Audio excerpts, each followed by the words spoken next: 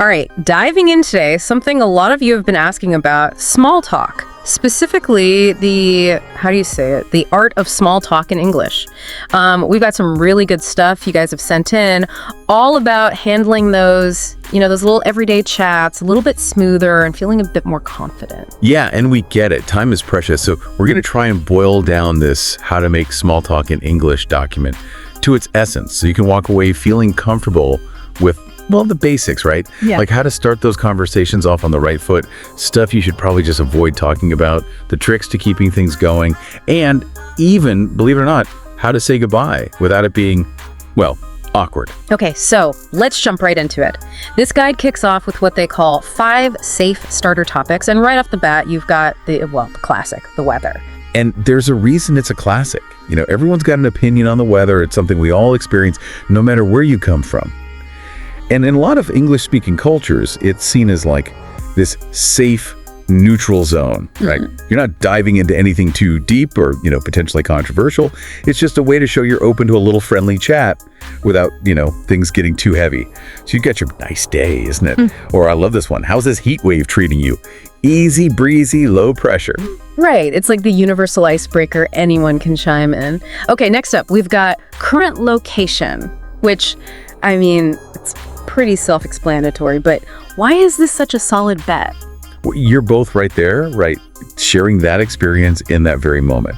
So something like first time at this cafe, their latte is amazing. It's not just about starting a conversation. It's like you're potentially offering a shared positive experience right off the bat. Little common ground, takes the pressure off. And then there's work, which everyone talks about work, but this is where things can get a little tricky.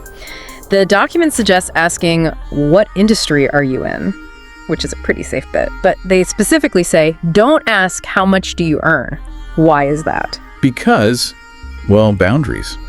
You're showing interest in their professional life, but without getting too personal. Right? You're not assuming anything about their financial situation, which, let's be honest, can be kind of touchy. It's about respect, letting them share what they're comfortable with. Yeah, curiosity without overstepping. All right, 4th safe topic. Weekend plans. This keeps things light, looking ahead, which I think most people appreciate. Any fun plans for the weekend? It's inviting, and no one has to reveal anything too personal.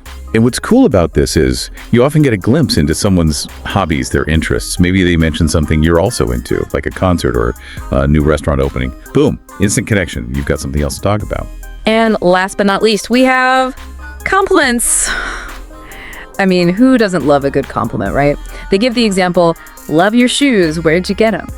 It's just such a positive way to start, It shows you're paying attention, you've actually noticed something about the other person. But the key is sincerity. It has to be genuine. And sticking to things that are, observable, non-personal, like their shoes, a bag, avoids making anyone feel, like you're staring or being creepy. Plus, it often leads to a natural back and forth about the thing itself. So we've got our conversation starters. Now for the flip side, knowing what to avoid.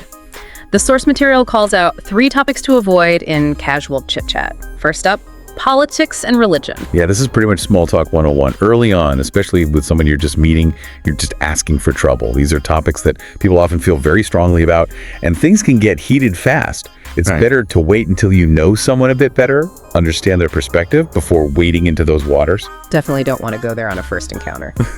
All right, the second topic to tread carefully around, age and weight. They specifically mention the question, how old are you? And make the point that unless the other person brings it up first, it's probably best to avoid it. Yeah, these are pretty personal, sensitive areas for a lot of people. And asking directly can come off as rude, insensitive, even a little intrusive. Unless someone volunteers that information, it's usually a good idea to just, steer clear. You never know what someone's insecurities might be. And the third area to be super cautious about, if you even go there at all, is money. The example they use is that bag real Gucci? Which is a pretty good illustration of how, asking about someone's finances can be super awkward and presumptuous. Yeah, money can be a huge source of stress, and people come from all sorts of different backgrounds. So asking about the cost of something, or whether it's genuine or whatever, can come across as judgmental or even envious. It just shifts the focus to material stuff instead of, making a real connection. Okay, so we've covered the launch pad and the minefield. Now, how do we keep the conversation going once we're in it? The document outlines some really cool tricks. The first one is called the "and you." trick. This one is so simple, but so effective. It's all about reciprocity. Someone shares something like, I'm from Brazil, and you respond with, wow, what do you miss most? And you're not only showing genuine interest, you're prompting them to ask you something in return. Keeps the ball rolling, Like a good volley back and forth. Okay, next up, we've got active listening cues. This is all about showing the other person that you're actually, listening, engaged. These are the little things, that's so interesting, or even tell me more. It might seem small, but it makes a big difference. You're making the speaker feel heard, valued, encouraged to share, and that builds trust, connection. Little gestures, big impact. All right, and then there's the relate and share technique. This is about finding those common threads, shared experiences, building those bridges, right? Exactly. Yeah. Someone mentions something, and you find a way to connect it to your own life, whether it's something similar you've done, or maybe just a shared interest. They give the example, I love hiking, and you respond, me too. Have you tried local trail? The key is, you're taking that shared interest and making it real, referencing a specific example. This will lead to more conversation. Maybe you swap favorite trails, talk gear. Who knows? You might even end up hiking together. So it goes beyond just the me too to actually digging into that shared interest makes it more real. Okay, you've had a great conversation, things are flowing, but now you need to wrap it up without it being weird. The document gives us some graceful exit strategies. First up, the compliment plus exit. This is just a nice, polite way to signal you're about to head out. You give a sincere compliment like, this was lovely, followed by a clear but gentle way of saying, you need to go. Like, I'll let you get back to your day. You're acknowledging the interaction, leaving a positive impression, being respectful of their time. A nice little bow to tie things up. Then there's the future plan mention, let's grab coffee again soon. But the guide points out, this doesn't have to be a hard and fast commitment, right? Exactly. It's more of a suggestion. Keeping that door open, maintaining a friendly vibe, even if, you don't have concrete plans, no pressure. And then there's the classic, blame the clock. Oh, look at the time, I've got to run.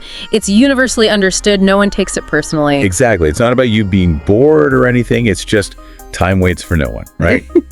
Simple, effective, avoids any awkwardness.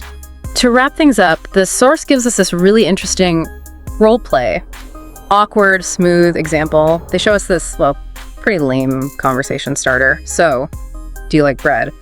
And then a much better alternative, have you tried the croissants here? I'm obsessed. What's the takeaway here? It's the difference between just filling the silence and actually making an effort to connect. That second one, it uses one of those safe starter topics, the location, something specific that's right there, and frames it as a personal observation, a question. Give the other person something concrete to respond to, invites their opinion. That first one, it's not offensive, but it's just so bland, there's nowhere to go with it. It really highlights being intentional, even in small talk, finding that little hook, that point of connection. Okay, so we've covered a lot of ground here. We've learned how to kick things off with those safe starter topics, what to avoid, ways to keep the conversation going, and how to make a graceful exit. And the hope is, by understanding not just the what, but the why behind all these tips, you'll feel more prepared, more confident going into those small talk situations. Whether you're networking, traveling, or just navigating your everyday life, having these skills in your back pocket can make a huge difference. Absolutely. So as you go about your week, think about which of these small talk starters feels the most natural to you. Imagine yourself in a situation where you can put some of these techniques into practice. What kind of conversations could you start? What kind of connections could you make just by being a little more mindful, a little more deliberate in those everyday moments? You might be surprised by what happens.